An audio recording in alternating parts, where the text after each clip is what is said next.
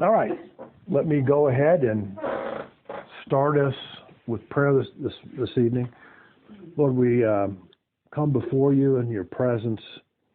We're awed at who you are, what you do, how you're able to communicate to us through your word and through the direction of your Holy Spirit. We are amazed at your word, how you embed truth upon truth upon truth upon truth, almost in infinite layers. And we pray for your guidance as we study this chapter in Judges tonight, in this interesting story of this very difficult period in Jewish history. So give us your wisdom. We pray these things in Christ's name. Amen. Amen. All right. So this week, we're in Judges 19. And we're going to take the whole chapter. In 19 is a setup of a story that continues next week in chapter 20. I'll tell you, we're going to read the first 9 verses in just a second here, but this is probably one of the most X-rated chapters in the entire Bible. Okay? If there's anybody that said that the Bible's not realistic about human nature, they've not read the 19th chapter of Judges, for sure. It includes, of course, lust, adultery, murder, homosexual sodomy, and mutilation, among the various topics. So it's not the type of, this is not the chapter you read to your children before they go to bed at night, for sure. But it occurs because of the dramatic decline in any moral absolutes or any moral or biblical teaching for a very long time in Israel. Now again, we don't know the exact time frame of these last few chapters. This chapter, we think, may have been somewhat in the earlier stage of the Judges because of a comment that's made next week when we take chapter 20 about Phinehas, the son of the high priest.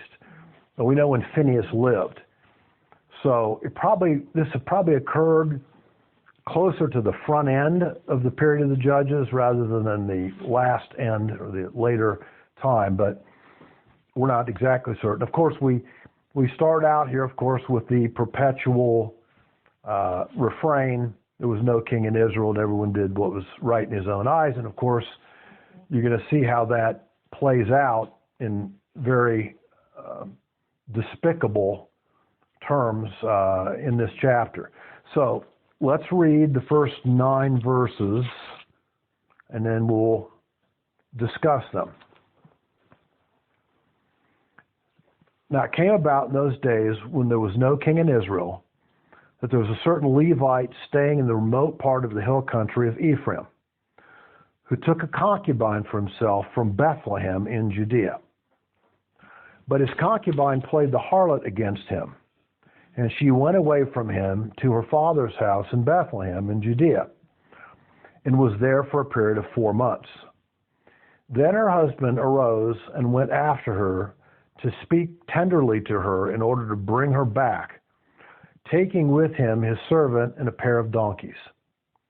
So she brought him into her father's house, and when the girl's father saw him, he was glad to meet him. And his father-in-law, the girl's father, detained him and remained with him 3 days. So they ate and drank and lodged there. Now it came about on the 4th day that they got up early in the morning and he prepared to go. And the girl's father said to his son-in-law, "Sustain yourself for a piece of bread, and afterward you may go." So both of them sat down, and they ate and they drank together. And the girl's father said to the man, "Please be willing to spend the night, and let your heart be merry." Then the man rose to go, but his father-in-law urged him, so he spent that night there again. And on the 5th day, he rose to go early in the morning, and the girl's father said, "Please sustain yourself and wait until afternoon." So both of them ate. When the man arose to go along with his concubine and the servant, His father-in-law, that is the girl's father, said to him, "Behold, now the day has drawn to a close. Please spend the night. Behold, the day is coming to an end. Spend the night here, that your heart may be merry. Then tomorrow you may arise for your journey so that you may go home." Okay? So, let's go through what's going on here. This unnamed Levite, who was from the tribe of Ephraim, that's, of course, the tribe that's very close to the Danites, and, of course, Samson, and, they're very close to each other. That's the geographic area we're talking about. This unnamed Levite from Ephraim takes a concubine. The word in the Hebrew is Pelaggesh. Pelaggesh. And what it means by definition in Hebrew is that she was a lawful wife, okay, with limited rights. That is, she was guaranteed food and clothing and marital privileges and could bear a legitimate, quote, legal son if his first wife, or however you want to call her, original wife, could not bear children. So those are the elements that were involved in being a concubine. A concubine, though, had no inheritance rights. So nothing of the property. She could live in the home, or because she could not live in the home. I mean, there were both cases, but she couldn't inherit anything of the estate. So that was the kind of interesting state of being a concubine.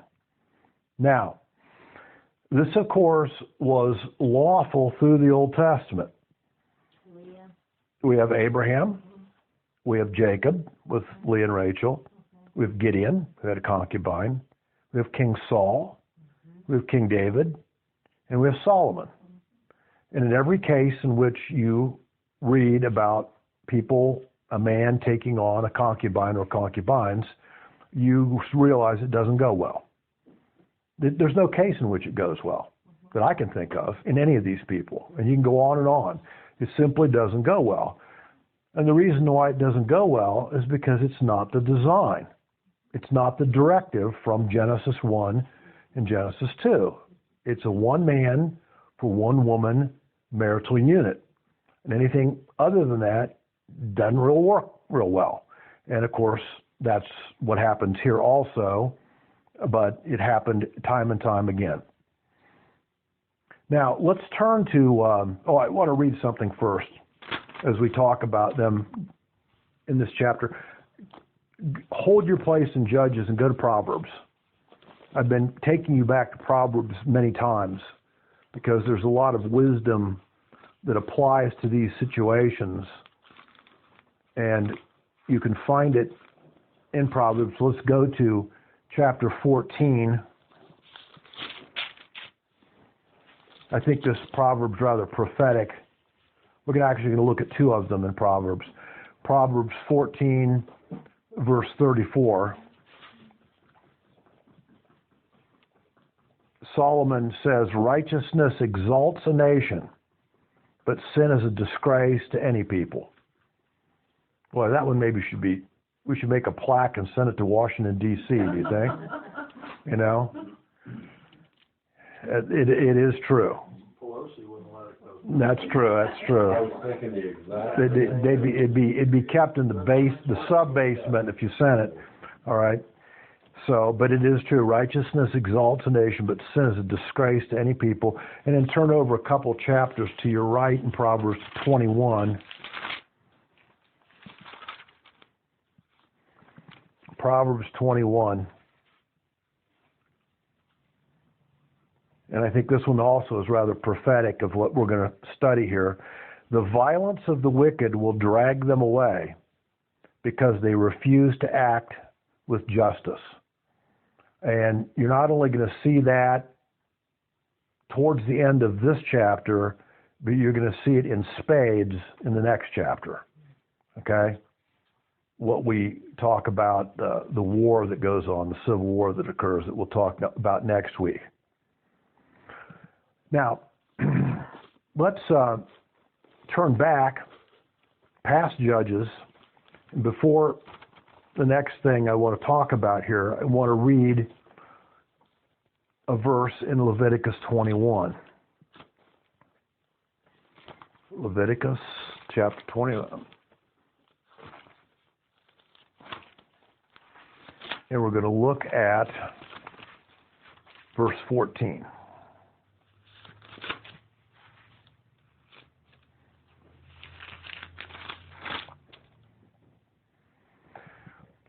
Now, remember, this Levite has his concubine, okay?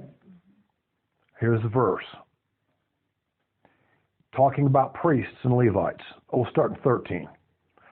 And he shall take a wife in her virginity, a widow or a divorced woman, or one who is profaned by harlotry. These he may not take, but rather he is to marry a virgin of his own people. That was one of the qualifications of being a Levite. So he's starting out with some real problems here in his understanding of the Old Testament law. And of course, as you go on and see, he's really a mixed bag. Some things he kind of seems to kind of do better, and a lot of things he seems to do a lot worse. And his motives seem to be very mixed as we go on, and you'll see pretty clearly here.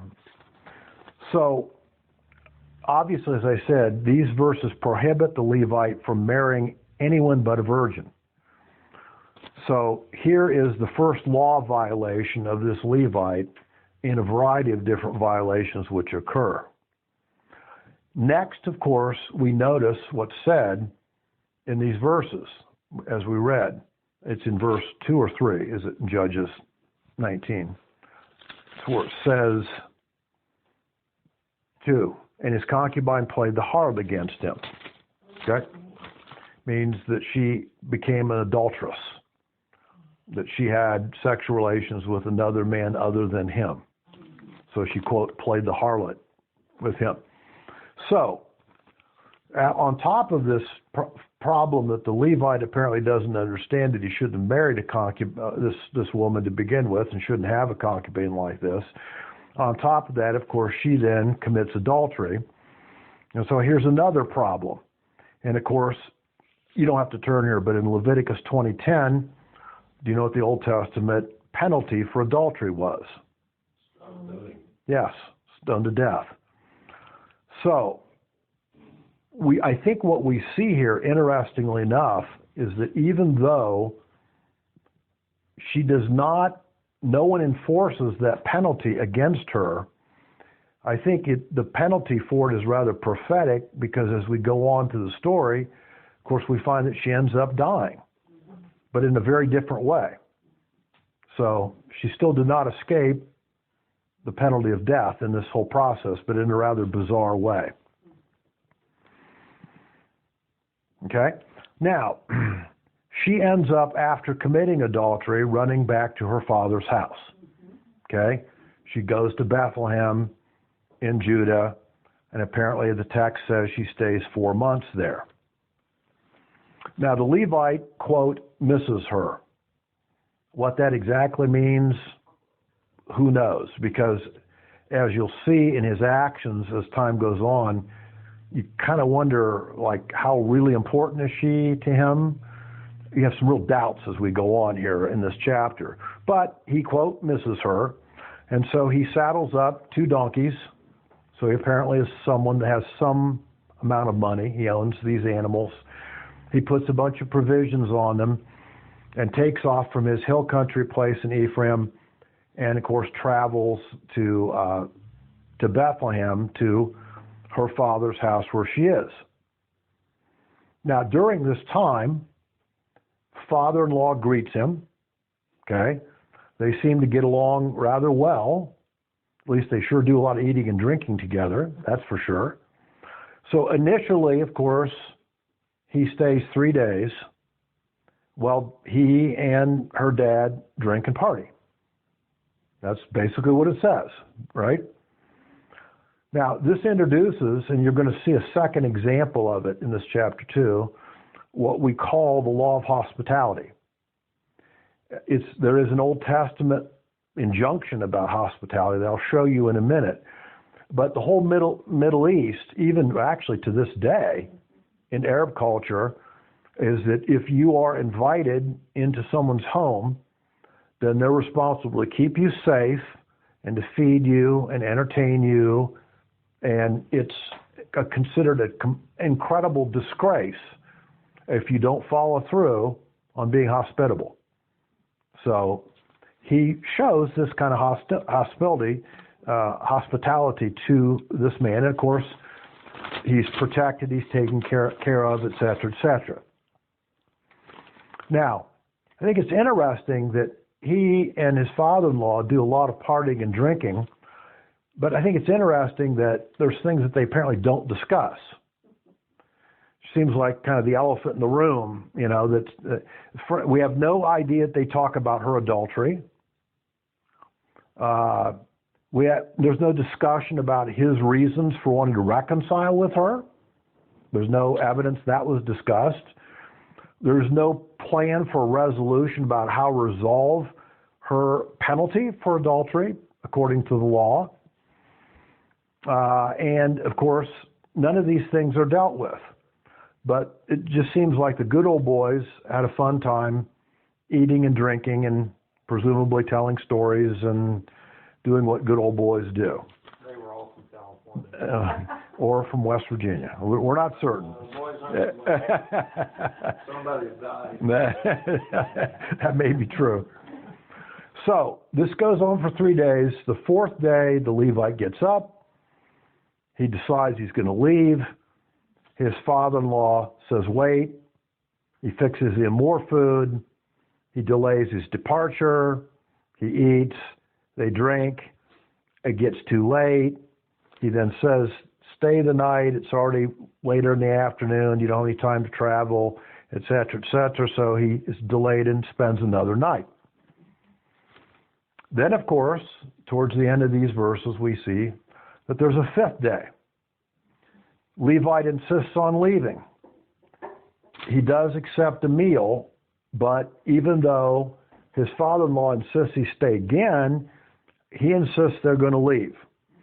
So he gets the concubine, and he, of course, has brought the servant along with him, gets the donkeys, saddles everything up, and they take off, presumably, in the mid-afternoon or later. They're delayed, certainly, in their time of taking off, and I'll tell you why in a minute why they're obviously delayed.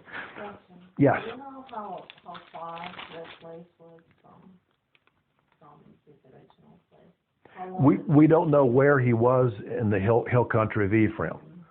So we don't know how far he traveled from Ephraim. I mean, you could well guess it's certainly, 30, 40, 50 miles, maybe, possibly.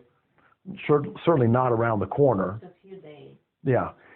Now, we know more, the distances of these next towns and everything we know more about, and I'll discuss that in a moment. Okay? So let's read verses 10 through 15 next. But the man was not willing to spend the night. So he arose and departed and came to a place opposite Jebus, that is, Jerusalem. And there were with him a pair of saddled donkeys. His concubine also was with him. When they were near Jebus, the day was almost gone, and the servant said to his master, please come, let us turn aside to this city of the Jebusites and spend the night in it. Verse 12, however, his master, that is the Levite, said to him, we will certainly not turn aside into the city of foreigners who are not of the sons of Israel, but we shall go on farther to Gibeah, which becomes a very ironic statement as you see what happens next. They don't want to stay in this pagan city, but they end up staying in a Israelite city that's way more pagan. Okay? That's what happens. So verse 13, and he said to his servant, come, let us approach one of these places.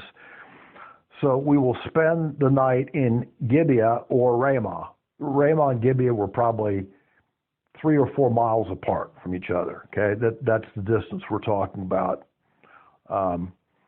So verse 14, so they passed along and went their way, and the sun set on them near Gibeah, which belongs to the tribe of Benjamin. Okay, so they're in Benjamite territory here, not Ephraimite, not Judah. They've left Judah when they left Bethlehem. Okay. Verse 15, and they turned aside there in order to enter and lodge in Gibeah. When they entered, they sat down in the open square of the city, for no one took them into his house to spend the night. Now let's go over these verses.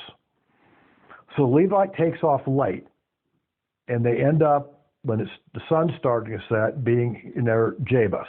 Okay, it's called Jebus because it was a Canaanite city. It did not become Jerusalem, renamed, until 2 Samuel 5, verses 6 through 9. That's the verses. When David took the city, militarily took it, and it was turned into a Jewish city at that point. So before that it was called Jebus. Okay. Jebusite? Yes, correct. They took all area around it, but they never took that city. And it was only until David's time and his military ability that they actually came and besieged Jebus and took it over. And then it was renamed Jerusalem. Okay? You say 2 Samuel? 2 Samuel 5, starting verse 6.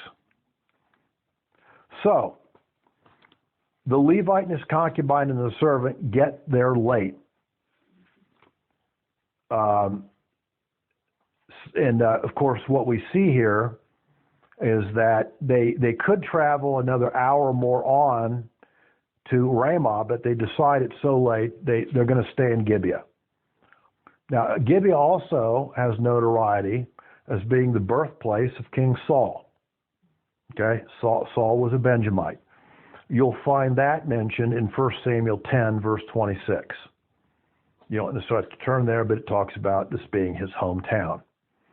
So this is Benjamite territory, as I said. Now, they end up, about probably sunset, and they go into the town square. Now, have any of you been in Central America or South America at all? Okay. Been to Whitehall. Okay, well, all right. I don't think Whitehall's going to count here, but when you Haven't been there lately. So okay, when you go to these small towns, and I'm thinking about it because of being in Central America a bunch of times. Okay, the central square is right in the middle, obviously. And you have businesses and shops kind of around the outside of it, and it's where everyone gathers, okay? And, there's people sitting around, and there's, in their culture in Central America, there's people playing guitars and singing, and someone is dancing, possibly, and there's vendors there selling food, and it's the happening place to be. I think it's been like that from ancient times. Oh, it has. From all nations. Yeah. Central Square and wherever that was the place for everyone to meet. Yeah. Now, the tradition, though, was that if you were a traveler and you were in the central square in the evening, okay, the tradition, and it's more even than a tradition, I'll show you where it actually says it in Leviticus, you as a person who lived in the town had an obligation to extend hospitality to a traveler. Okay? That's why they sat in the square. They were waiting for someone to give them an invitation to take them in. And nobody did. They sat there, and we don't know how long, but they sat there. So, as a matter of fact, let's look at that verse. It's in Leviticus 19, if you want to turn there.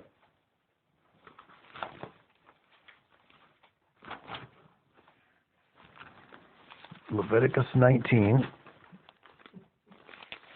And we're going to look at verses 33 and 34.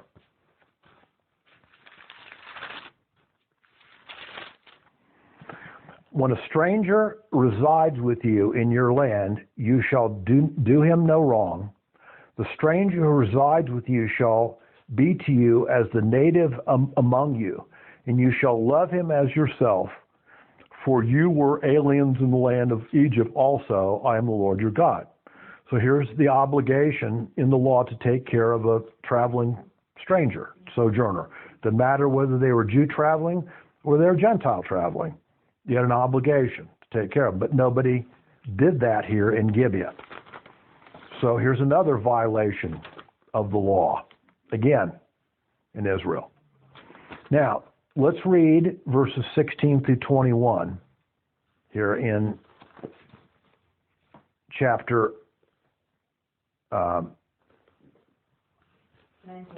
19, okay? So, yeah, we're going to read, starting at 16, okay? So, then behold, an old man was coming out from the field from his work in the evening.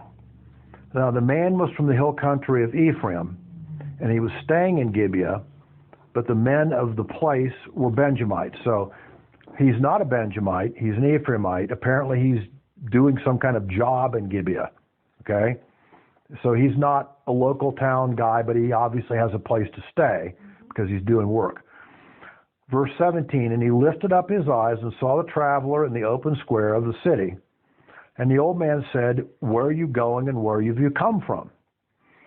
Verse 18, and the Levite said to him, we are passing from Bethlehem in Judea to the remote part of the hill country of Ephraim, for I am from there, and I went to Bethlehem in Judah, but I am now going to my house, and no man will take me into his house. Yet there is both straw and fodder for our donkeys, and also bread and wine for me, my maidservant, the young man here who is with us. There's no lack of anything. Verse 20, and the old man said to him, peace to you, no, shalom, only let me take care of all your needs. However, do not spend the night in the open square. That's a very telling statement. You're going to see why just in a minute. So he gave him, took him into his house and gave the donkeys fodder, and they washed their feet and ate and drank. So this old man, this Ephraimite, decides that he will indeed do what's right in terms of Old Testament law. And he also tells them two things. Number one, I'm going to be hospitable to you, even though you say you carry your own fodder for your donkeys and something to eat. I'm going to provide it for you. So he's showing hospitality. And then he also obviously is telling him you can't spend the night in the square. So obviously he takes him in. So they obviously end up fixing a meal, having something to drink, they eat, and it appears at this point everyone's having a pretty good time. Okay? So let's read the last set of verses, which is 22 through 30. Here's the difficult part. While they were making merry, behold, the men of the city, certain worthless fellows, surrounded the house, pounding the door, and they spoke to the owner of the house, the old man, saying, bring out the man who came into your house that we may have relations with him. Verse 23, then the old man, the owner of the house, went out to them and said to them, no, my fellows, please do not act so wickedly, since this man has come into my house. In other words, here's the law of protection, of hospitality, okay? Do not commit this act of folly. Verse 24, here is my virgin daughter and his concubine. Please let me bring them out to you that you may ravish them, but do not do to them whatever you wish, but do not commit such an act of folly against this man. But the men would not listen to him. So the man seized his concubine and brought her out to them, and they raped her and abused her all night long until morning, then let her go at the approach of dawn. As the day began to dawn, the woman came and fell down at the doorway of the man's house where her master was until full daylight. When her master arose in the morning, apparently he didn't bother his sleep at all. Yeah, it's just disturbing. When the master arose in the morning and opened the doors of the house and went out to go his way, then behold, His concubine was lying on the doorway of the house with her hands on the threshold. In other words, stretched out. Okay? And he said to her, "Get up and let's go." There's a very warm and embracing and loving comment after she's been raped all night long. Okay? And so, but there was no answer. In other words, she's dead. Okay? He placed her on his donkey, and the man arose and went to his home, that is, in Ephraim. And when he entered his house, he took a knife and laid hold of his concubine and cut her in 12 pieces, limb by limb, and sent her throughout the territory of Israel. And it came about that all who saw it said, "Nothing like this has ever happened or been seen from this day, from when the sons of Israel came up out of the land of Egypt to this very day. Consider it, take counsel, and speak up." Now, we've come to the very X-rated and sadistic part here. So, these men called worthless fellows. The word in Hebrew means literally sons of Belial. Okay, that's what it means literally. Belial, of course, meant wicked or bent on evil, and is idiomatic for being of the devil. Belial was another term that was used of Satan. Okay? So these guys were really awful. And as a matter of fact, you might want to, well, you don't have to turn here, but you can note this term about sons of Belial is used by Paul in 2 Corinthians 6:15. And it's used in a number of different uses, interestingly. It's this term, sons of Belial, or wicked people, is used about those who would commit terrible idolatry. And that's found in Deuteronomy. Why don't you turn there? Deuteronomy 13.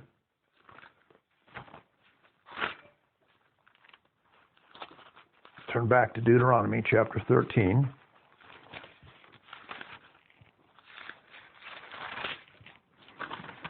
And it's verse 13.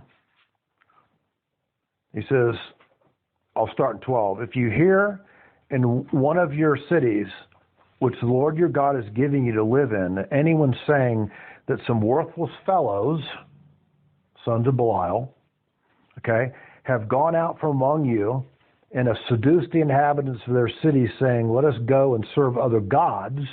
So it's used of inducing people into idolatry. So that's the second thing. The third thing it's also used about, you don't have to turn here, but it's also used of someone who's completely captured by alcoholism. And there's a verse in 1 Samuel 1:16 that refers to that. Here, of course, the reference to them has to do with homosexuality. This is the specific reason why, in this case, they are called the sons of Belial. Now, there is a controversy, even in the church, about homosexuality these days. There wasn't so much of one 25 or 30 years ago, but now there's a very great one. But I want to show you some verses that I want you to keep in mind, because apparently some preachers and teachers have forgotten about them, or they've X'd them out or something for their Bible. So first, go to Leviticus 18:22. You were in Deuteronomy, so go back to Leviticus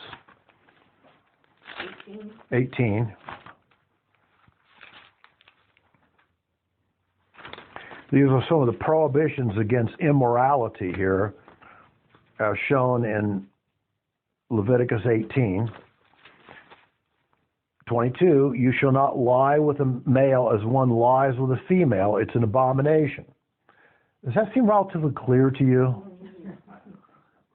Yeah.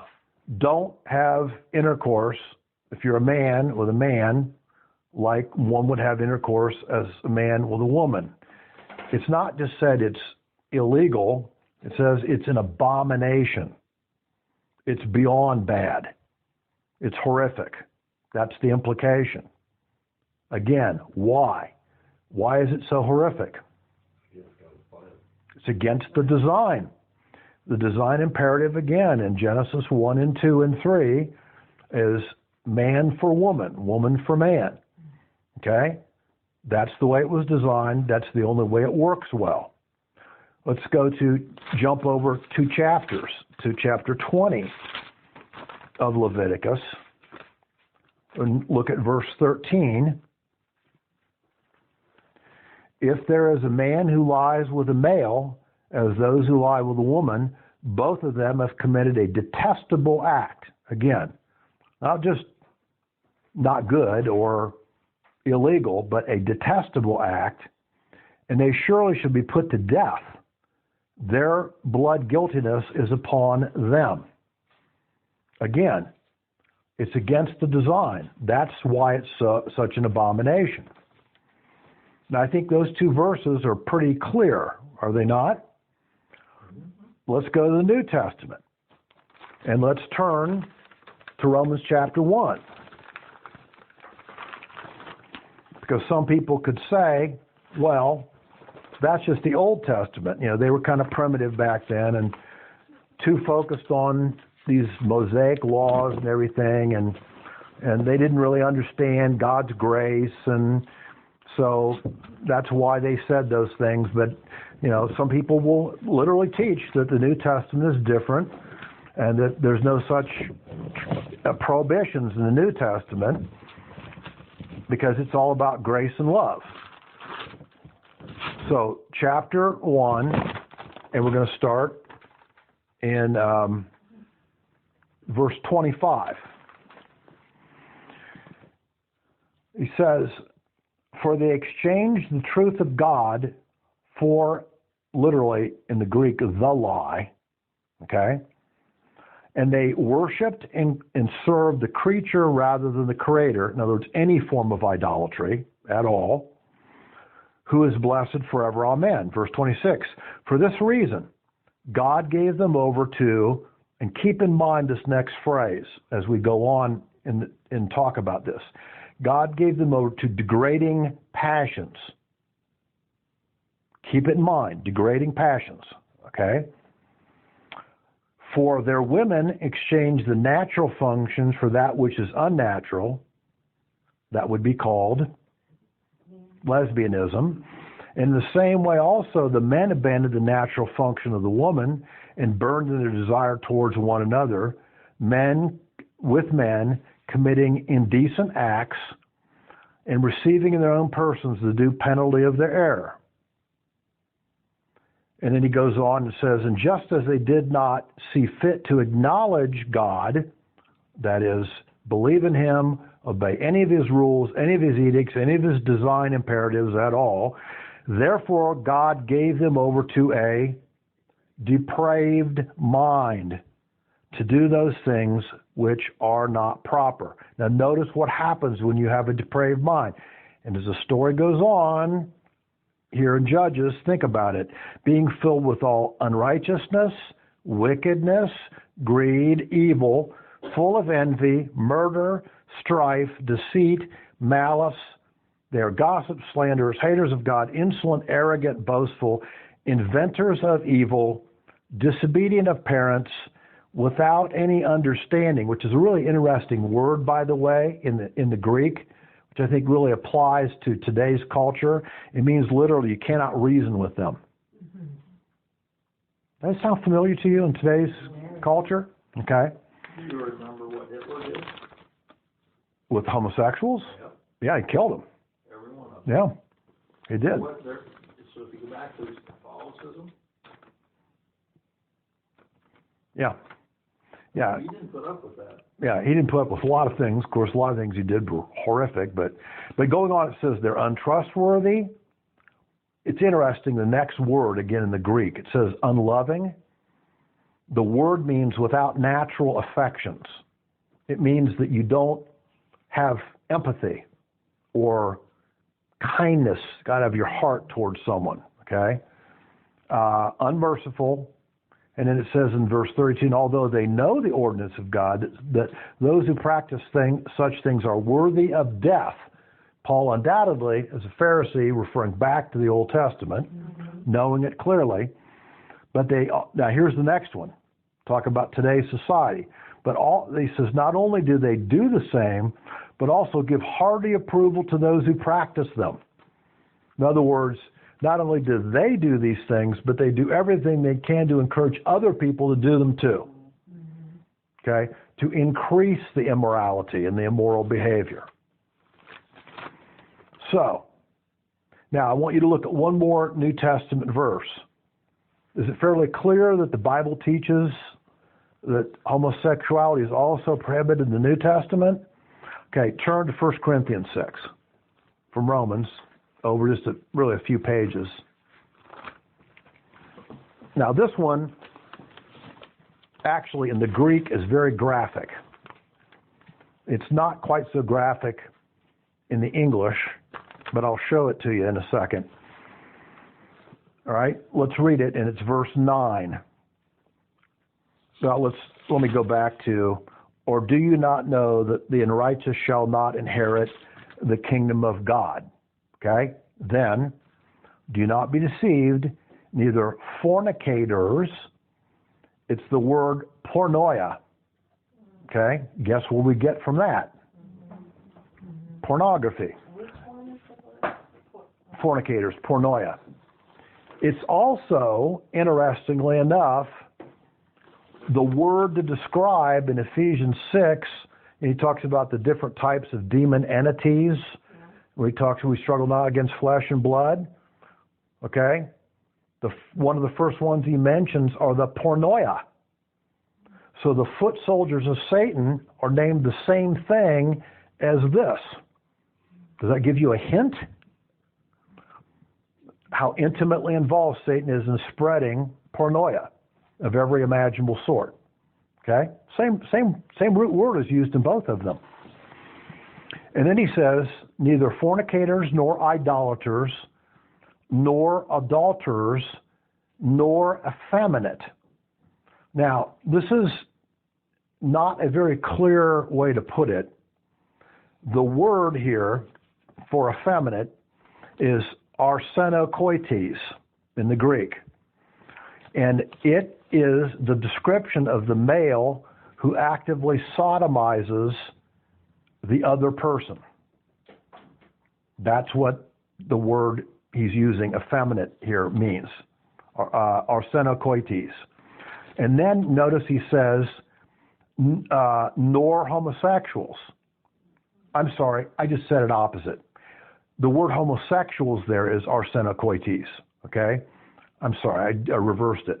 Where he says nor effeminate, it's malakoios is the Greek word. And malakoios means the one who receives the sodomization in the sexual act. So Paul is very clear. He's talking about both components that are involved in homosexual sodomy.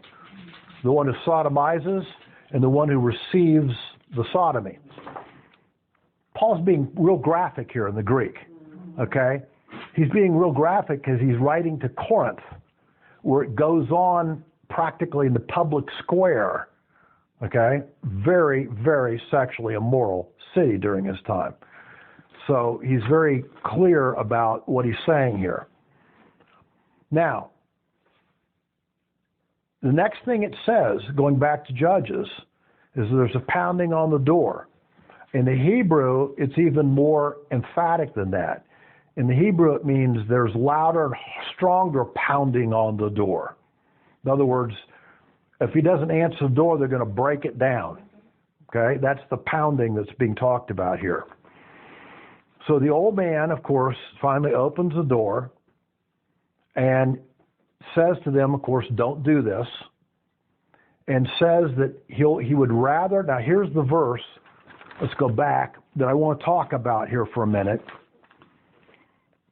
And I think it's a fascinating, tragic, fascinating verse where he says, here is my virgin daughter and his concubine. Please let me bring them out that you may ravish them and do whatever you wish, but don't commit this act of folly against this man. Now, does that verse bother you at all? Yeah. He's saying, I have this virgin daughter, I'll send her out and you can rape her all night, all right? Or his concubine, I'll send her out and you can rape her all night, but don't do this to the Levite. Now, I found this to be very interesting to try to consider why this might be so. And I would like to propose an idea to you. So, It doesn't sound like either one of them is very valuable. no, well, that's part of it, okay? But now, let me, He himself was on the pedestal. no, I don't think so. I don't think that's the case. So, I've been, I was pondering this week and thinking, why would that be better than the other? I mean, by what measure would it be? I'm thinking, well, there's got to be some reason that the scripture tells us this. So I decided to start to look up statistics on homosexual violence. Now, I want to tell you, this is going to be a politically incorrect next few minutes. All right? Because the media tells us that homosexuality is the same, equal to, should be embraced as any other type of sexual activity. We now have the legalization of homosexual marriage in this country. We're told that homosexuals and lesbians are kind, gentle, peace-loving people that only want to be left alone to live their life and not be disturbed or by bigots that would talk them down, et cetera, right? Is that a fair? Yeah, they're bullies. Yeah, they're bullied, okay? Glorified. Okay. Now, again, correct me if that's not the way you think the media tends to portray this. Yes. All right. So let me give you some statistics here. This is a table, actually, the first one, and it talks about the statistics on interpersonal violence, and it breaks it down. It's a series of studies. Here's how long the studies are, from here to here, okay? Now, it breaks it down. It starts out and gives you a range. Lesbian upon lesbian interpersonal violence, it occurs at approximately a 25% rate.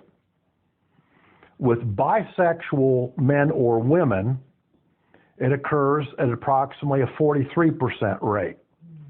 Now, so there's a range in here. So, for instance, there's a Goldberg study which is done in 2013. It said that lesbian upon lesbian violence was approximately 31.9%.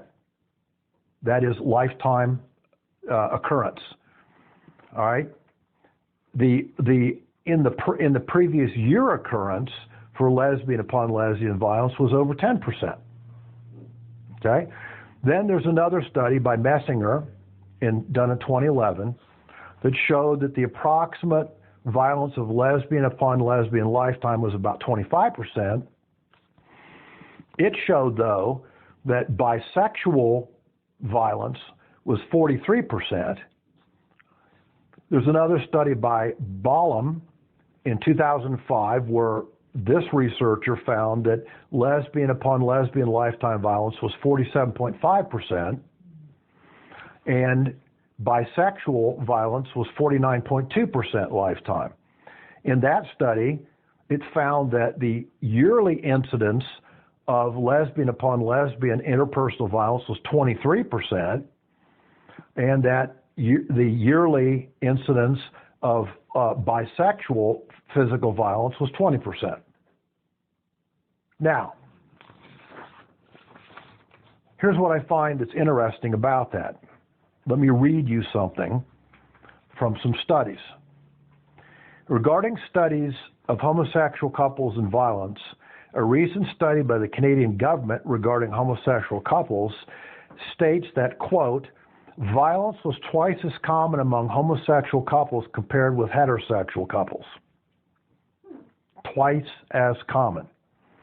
According to the American College of Pediatricians, who cites several studies about violence among homosexual couples, state that it is 2 to 3 times more common among among homosexual couples than married heterosexual couples.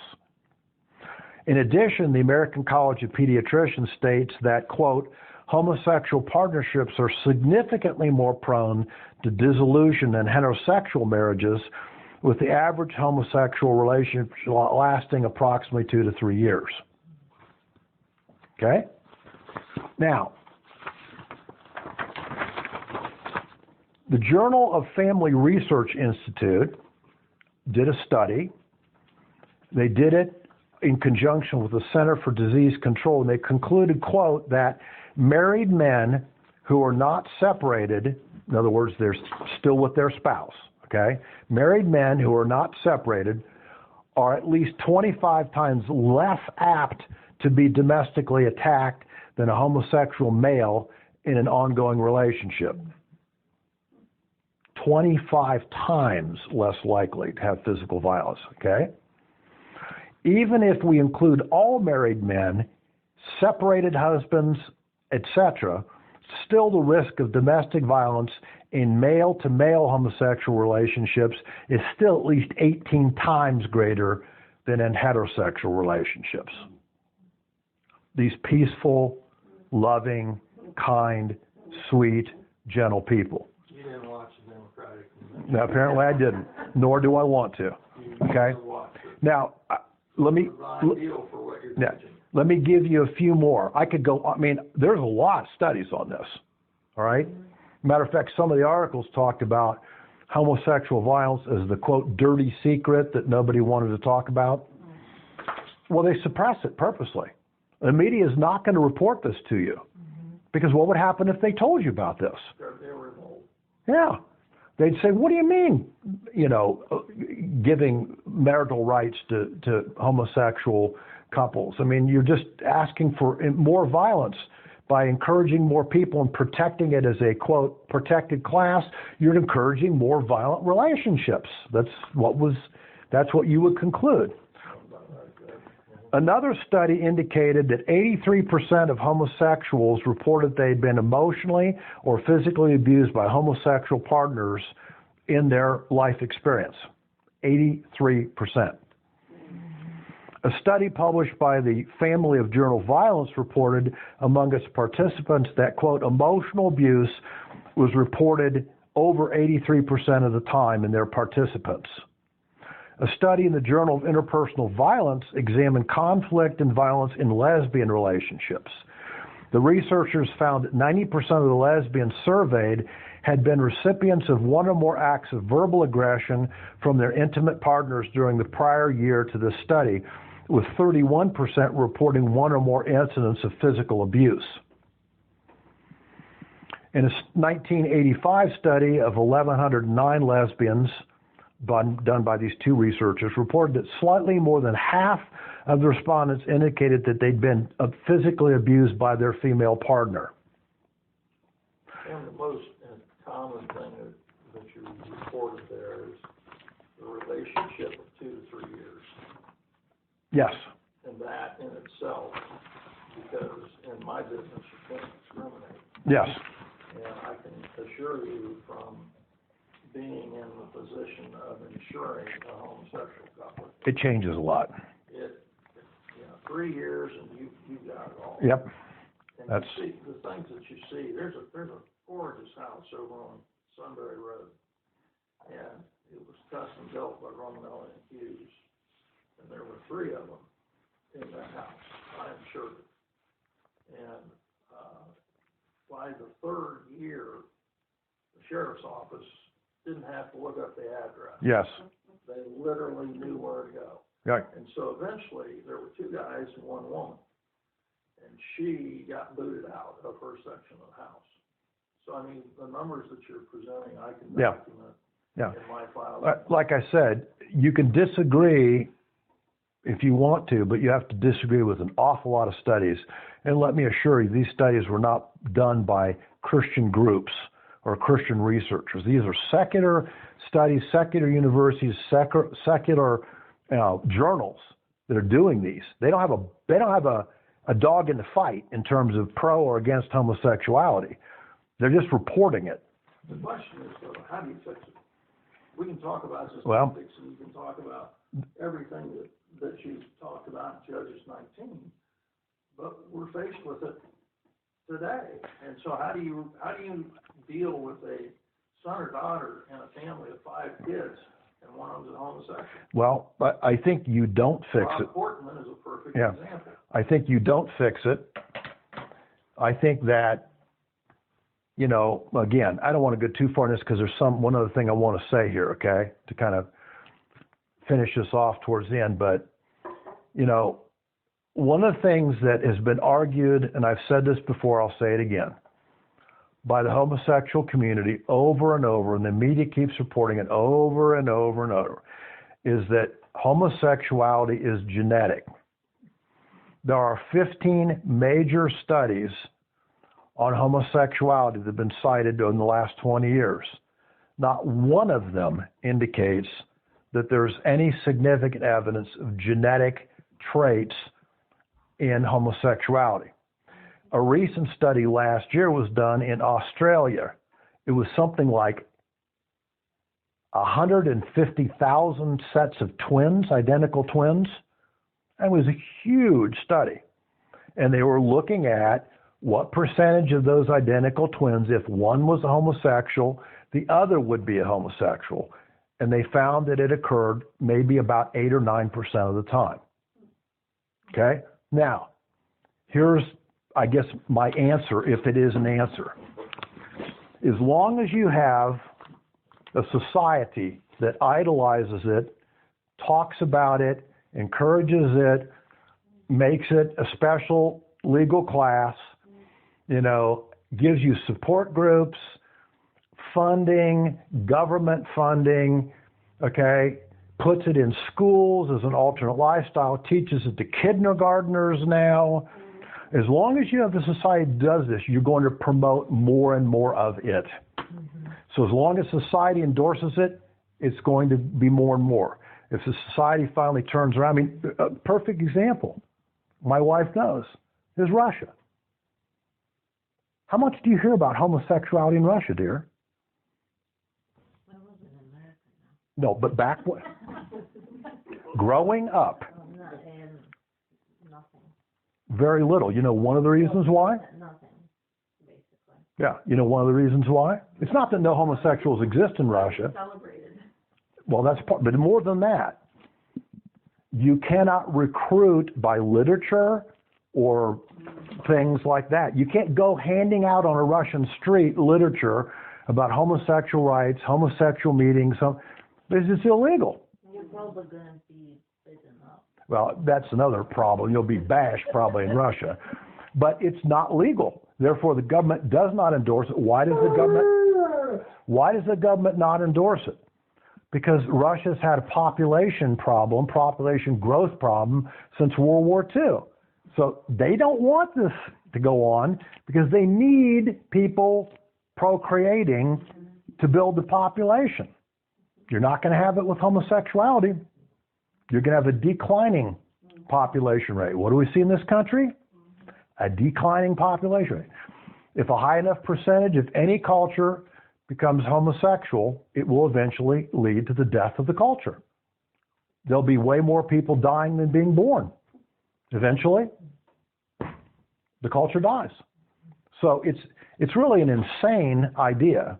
It's insane to promote it. Again, this isn't a statement about any one homosexual person. This is not a talk about treatment of homosexual people. That's not what we're talking about here.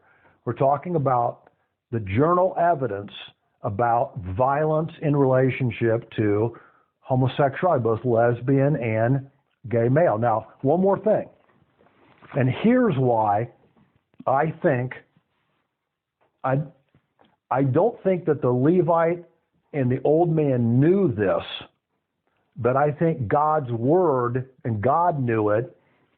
And this is why I think he allowed, even risking his virgin daughter and the concubine for this. And let me read it to you. According to New York Times, Dr. William Eckert, a world-known authority in the field of pathology, who has worked on major murder cases, including the assassination of Senator Robert F. Kennedy and the Charles Manson murders. He founded the American Journal of Forensic Medicine and Pathology. Dr. Eckert wrote regarding homosexual murders, saying the following, quote, "Equally high is the number of homicides, many probably related to transient attachments, which often lead to suspicion, jealousy, and murder among homosexual couples. When murder does occur, it is exceptionally brutal and always has the appearance of overkill. Overkill, as it is seen in homosexual and lesbian murders, is certainly a form of sadistic crime. In these instances, multiple stabbings and other brutal injuries are the most common findings. As with heterosexual offenses, the cause of death in fatal cases is almost always some form of general trauma, such as strangulation or head injuries. But in homosexual murders, however, this is even more violent seen in these homicides. And he says, homosexual slayers clearly have no monopoly on violence, but it is true that their crimes often display extreme overkill and mutilation. On balance, it seems fair to say that while homosexuals sometimes fall prey to, quote, gay bashing by non-homosexuals, violence by, quote, bigoted straights, they are far more likely to be murdered by another homosexual than any random hate crime. That's one of the world experts on lethality, murder, and death as a pathologist. Okay? And I could go on and read more and more. Why would sexually old man offer his daughter? I think because, my opinion is that he suspected that his daughter or the concubine had a better chance of surviving this, but he knew that the Levite, because he was a man, would surely be dead because of homosexual violence. I think he knew the minute that man would go out the door, he's a dead man. So he took the lesser of two evils. Well, It's a horrible choice. There was no good choice. He was just a stranger to him, but why to offer his own daughter instead? It's like Sodom and Gomorrah. It was absolutely like Genesis 19. Yeah, sounds like the story. No, it's another example of it, okay? But again, I could be wrong, but I'm telling you, as I consider this, I thought there's some exceptional violent intent here. I remember we read in Romans talking about the unrestrained lusts and unrestrained desires. That's what happens when these people are the breakup of the relationship occurs. Mm-hmm. It's not just they're hurt. It's violent. It's violent. Yeah, it's I'm going to get revenge. I'm going to get you for rejecting me. Oh, yeah. You can't do this to me. Yeah, that's putting it mildly. Yeah. I can So tell you if he something. was a homosexual, I mean, if those people were looking for that man, if they were still, they were, didn't mind to rape the concubine. That is true, and which is even bizarre also, and I want to say that. Here they already are obviously preferring this man, but apparently their level of depravity of their sexual appetite is so great that even though they're not naturally attracted to the woman, they still rape her. Now that's some level of depravity. They should, in theory, not be interested in her, not be attracted to her. But it says they rape her all night long. And of course, her injuries are such that by the morning, she dies. Yes. About 55 years ago, Mike and I would cross paths, and we didn't know we were crossing paths. But if something was indicated that the person in the bar was a little funny, honey, what did I tell him, Mike? Do you remember? Mike? This Mike is right. Yeah, well, you woke me up. Right. Well, anyway, I can tell you, if they didn't hide under the pool table, they were dead. They couldn't walk out of there. Am I right, Mike? Yep. If they were homosexuals, it was It was a bad place to be. Yeah, well, again, That changed in our society. it did. It did. As a matter of fact, as we just read, now you have at least 25 times greater chance of being beaten up by your homosexual partner than you do by some non-related male who's supposedly a bigot. So even though all the media attention is on bigoted males beating up homosexuals, they deny the facts. 25 times more likely, he goes home, and if he tries to break up with his partner, 25 times greater chance that his partner is going to beat him up. It'd be interesting to see a study of the correlation between that and sadism, because it sounds like very sadistic.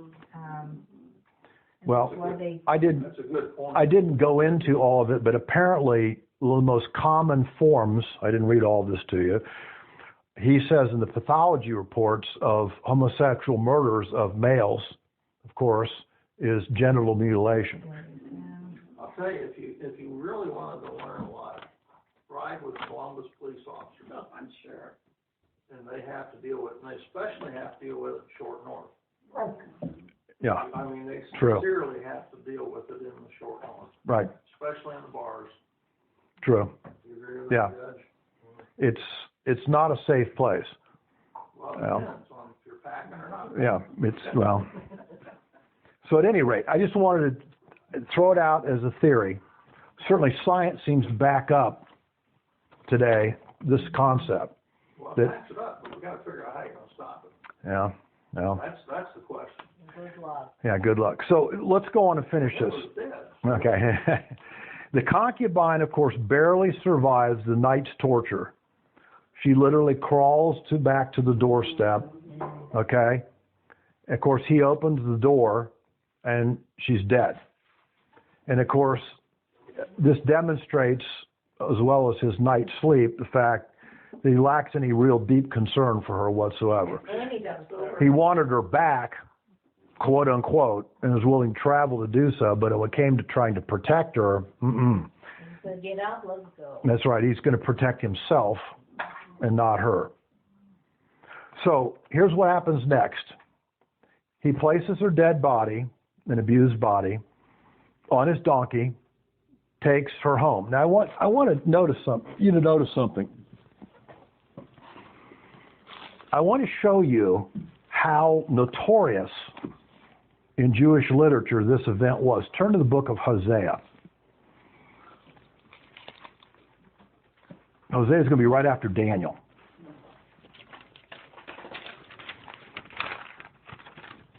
And I want you to first go to chapter 9 and go to verse 9 of chapter 9. Now, think about what happens here is probably 11 or 1200 BC, this event was Gibeah, okay? Now, Hosea's writing, he's writing at about 720 BC. So we're talking about 500 or more years later, okay? And here's what he says. They have gone deep in depravity as in the days of Gibeah. He will remember their iniquity and he will punish their sins. 500 years later, they're still talking about what happened in Gibeah. And go to the next chapter, chapter 10 of Hosea, verse 9. From the days of Gibeah you have sinned, O Israel. There they stand. Will not the battle against the sons of iniquity overtake them in Gibeah? Another reference to what happens there, again, 500 years later. So this was a notorious, ugly crime that occurred. Now, there's probably a couple reasons why he took the dead concubine and cut her into 12 pieces. Now remember, he's a priest. He's used to making animal sacrifices, right? This is probably exactly what he did with her dead body. He cut her like a sacrificed animal in the same style of that, which people in Israel would have recognized, and then sent each piece to each one of the 12 tribes, to the heads of the 12 tribes. Okay? It's grisly, but it's a dismemberment, and it's meant to illustrate, of course, the violence of the Gibeonites and their excessive cruelty. He does this because he wants the tribes to act. Okay? He wants it to be so well known among the entire 12 tribes that they begin to say to each other, this is horrible, what should we do? Okay? And that's exactly what happens. He gets the desired result. The tribes, even though they're badly backslidden spiritually themselves, are at least morally outraged that this should have happened. And they begin to talk about what should be done. How should we act? This, of course, is next week's topic. Okay, what we call the Benjamite War. And it's the result of what happens in the chapter we just studied. And it's one of the things that you got to look at is the makeup of our current Supreme Court. If Trump gets reelected and puts another Supreme Court nominee in, like Gorsuch, and this question of marriage on gays come up again, you know somebody's going to bring it up. Because you only got 4 years, and at that time, okay, they reverse it. What kind of revolt you going to have? Well, who knows? The thing about the whole gay marriage thing, though, in reality, is that when you really, I think it's more of a legal watershed than it has to do with necessity or intention. In other words, when you look at the number of individuals that once this was legalized have married, if I've read it correctly, it's not a huge percentage. In other words, they don't go and get married a huge percentage of the time. Now think about it. It's pretty logical, isn't it? You just said it, Norman. If you go and get married, what's going to happen in 3 years? It's going to blow up. Yeah. And then you're going to have to go through the process of getting divorced. Right. Well, the worst problem, and you probably see it in family court, is the award of a child to a gay family, to two guys. Or 2 women. Or 2 women. And then, okay, 4 years later, what's the child going to do? And I can imagine if you got to be a jurist to make a decision on that, you're sitting there shaking your head no. I can tell you from my standpoint, I can tell you from I my standpoint. don't want to deal with it. I don't want to deal with it. I will, it has nothing to do with bashing. That is such a confused system. There's no good outcomes in it, and that child has become the pawn of people, and they're going to be such an unbelievably confused human being. To me, I don't have a chance to straighten that out. So from my standpoint, you go to that point, you find someone else. I'm not equipped to do it. Just not equipped to do it. So, of course, you don't have that. You don't have that option. The domestic court doesn't have that option. They have to make a ruling. So. Well, for civil protection orders, they do, and I mean, yeah, they get divorced and there's kids involved, and they go through custody battles and. Aren't they worse than what other custody battles are? Well, I mean. Bad's still bad, right? Yeah, well, it can be. Yeah. I mean, there's a couple of law firms that are gay, and they specifically attract Those individuals, yeah. I mean, like, I, thank heavens, attract a lot of Christian clients. So, Yeah. I mean, I'm self-employed, I can kind of choose who I want. That answers the question. In my business, I can't do that. Yeah. So you're accusing discrimination. Well, it's, you can do around it. Dave, is there something you want to add? Or? You can, No? but- Okay. Why don't we do this? Why don't we pray and finish this off? Okay. I think we finished it all. Okay. So,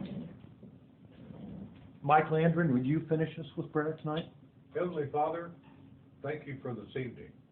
Thank you for enlightening us at what the Word has to say with the terrible plight that we have in this country because of what we have done as a country. And Lord, please forgive us for our sins in this matter. so tonight, Lord, again, we want to thank you that we can be enlightened by your word to avoid this situation. In your precious name, we give you great thanks. Amen. Amen.